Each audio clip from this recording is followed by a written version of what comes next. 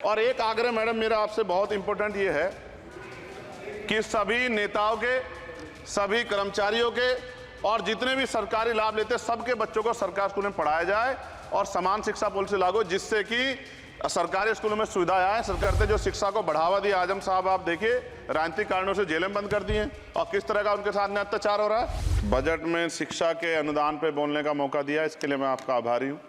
अच्छी बात यह है कि शिक्षा मंत्री जी भी यहाँ मौजूद है, क्योंकि जवाब तो नहीं देना। मोदिया, शिक्षा का बाजारीकरण रोका जाए, सरकारी शिक्षण संस्थानों में विधिवत उच्च शिक्षा की व्यवस्था की जाए, एक क्लास एक सिलेबस होना चाहिए, समान शिक्षा पॉलिसी लागू होनी चाहिए। लेकिन सरकार ने तो एजुकेशन का बजट ही कम कर दिया है। जब पढ़ेगा नहीं भारत तो आगे कैसे बढ़ेगा भारत।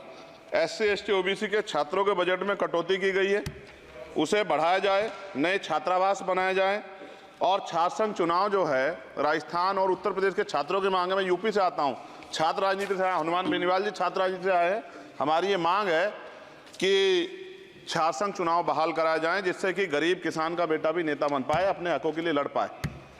SC ST के उच्च शिक्षा के लिए विदेशों में पढ़ने की व्यवस्था कराई जाए, जिसका अभी आंकड़ा बहुत कम है। साथ साथ मेरे लोकसभा क्षेत्र नैटौर में और नजीबाबाद में गवर्नमेंट डिग्री कॉलेज बनाया जाए, सहारनपुर में डिग्री कॉलेज बनाया, भागोवाला में कन्या इंटर कॉलेज बनाया जाए, उसकी जरूरत है। नगीना लोकसभा क्षेत्र के में नए कॉलेजों विश्वविद्यालयों की स्थापना की जाए, साथ ही IIT और IIM की स्थापना की जाए। IIM में आरक्षण की व्यवस्था लागू करा जाए। हमारे साथी कह रहे थे करवानी चाहिए इनको, इनकी इच्छा है और होनी भी चाहिए। छात्रों को पोषण या विटामिन सप्लीमेंट भी दिया जाए और स्कूल कॉलेजों विश्वविद्यालयों में SC ST OBC के रिक्त पदों को भरा जाए। जब टीचर होंगे तभी तो पढ़ाएंगे, टीचर कम है और बच्चे ज़्यादा हैं। साथ साथ SC ST के छात्रों को विशेष शिक्षा सुविधा की भी दी जानी चाहिए। क्षेत्र में स्किल डेवलपमेंट सेंटर खोले जाएं, कॉलेजों और IIT में जातिगत आधार पर होने वाले भेदभाव को समाप्त किया जाए। बहुत बच्चों की जान चली गई, सब ब्रिलियंट थे, लेकिन इस पर कोई काम नहीं हो रहा। हमारे क्षेत्र में नवोदय विद्यालय स्कूल, केंद्रीय विश्वविद्यालय, नेशनल बाल भवन, मिलिट्री स्कूल और सैनिक स्कूल की स्थापना हमारे क्षेत्र में, ग्रामीण क्षेत्र है वो, हमारे क्षेत्र में टीचर ट्रेनिंग सेंटर खोले जाएं, जिससे शिक्षकों की कमी दूर और बेरोजगारी भी घटेगी। अत्याधुनिक एवं सुरक्षात्मक बालिकाओं एवं महिलाओं के लिए हॉस्टल उपलब्ध कराए जाएं। IIT जैसे शिक्षण संस्थानों में SC ST OBC अल्पसंख्यक छात्रों के लिए पढ़ाई पीछे विशेष सुविधा प्रदान की है, जैसे उच्च शिक्षा जो है वो ले पाएं। कक्षा 1 से 12 तक के छात्रों के नया पाठ्यक्रम शुरू किया जाए, जिसमें संविधान की प्रस्तावना को उल्लेखित मूल अधिकारों की शिक्षा दी जाए। देश में लोग जानते ही नहीं कि उनके अधिकार क्या और कर्तव्य क्या, क्योंकि संविधान पढ़ाया नहीं जाता। स्कूल में जाति सांप्रदायिकता और छुआछूत समाप्त करने के लिए विभिन्न गतिविधियों के माध्यम से शिक्षा दी जाए और खेलों को बढ़ावा दिया जाए, क्योंकि ग्रामीण क्षेत्रों में ग्राउंड ही नहीं है, स्कूल में स्पोर्ट टीचर ही नहीं होता है, तो उनका शारीरिक विकास होगा। मिड डे मील में भोजन गुणवत्ता में सुधार किया जाए, क्योंकि दूषित मिड डे मील खाने से बच्चे बीमार हो रहे हैं, अक्सर अखबार में खबरें आती हैं। हमारे साथी नागौर सांसद हनुमान बेनीवाल जी कह भी रहे थे, इनकी भी मांग को माना जाए। जिन लोगों ने घोटाला किया उन पर जो है जांच हो, उन पर मुकदमा हो। राज्य में शिक्षा का अधिकार अधिनियम 2002 के तहत 6 से 14 साल के बच्चों को निःशुल्क शिक्षा दी जाए और उसका पालन सख्ती से कराया जाए। जो इस संस्थान के अधिनियम का पालन नहीं करते उनकी वित्तीय सहायता रोकी जाए। शिक्षण संस्थानों में कार्यरत SC ST OBC के शिक्षकों को होने वाले जातिवाद को रोका जाए। बाल छात्राओं और महिलाओं के लिए कौशल विकास केंद्र और खोले जाएं। घुमंती जातियों के बच्चों के लिए मोबाइल स्कूल चलाए जाएं। छात्राओं के लिए आत्मरक्षा और खेल की विशेष सुविधा उपलब्ध कराई जाए। और मोदिया, SPQEM योजना को पुनः आरंभ किया जाए।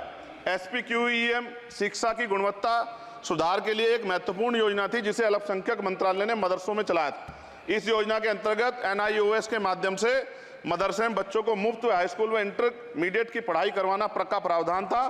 NIOS जो HRD मंत्रालय के अधीन चलने वाला एक ओपन बोर्ड है, इस योजना के तहत विद्यार्थियों को गुणवत्तापूर्ण शिक्षा प्रदान करता। मैं खत्म कर रहा हूं। मैं एक मनुस्मृति आप शुरू कराना चाहते थे, ये गलत है, हम लोग इसका विरोध करेंगे और कोई इस तरह कदम उठाएगा ये अच्छा नहीं है। साथ साथ मौलाना जौहर यूनिवर्सिटी थी मोदिया रामपुर में, आप शिक्षा की बात करते, जो शिक्षा को बढ़ावा दिया, आजम साहब आप देखिए राजनीतिक कारणों से जेलें बंद कर दी हैं और किस तरह का उनके साथ में अत्याचार हो रहा है। मैं मांग करता हूं राजनीतिक कारण छोड़ के उस यूनिवर्सिटी को बंद करने का लक्ष्य सरकार का ये गलत है, इस तरह से आप नहीं रोक सकते हैं।